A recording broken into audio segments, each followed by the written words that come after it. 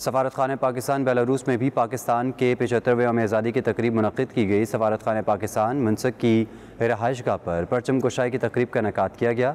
तकरीब में मुख्तलिफ शोबाए ज़िंदगी से ताल्लुक़ रखने वाले पाकिस्तानी तलबा और चंद बेलारूसियों ने शिरकत की। शाहिद घुम्मन की रिपोर्ट।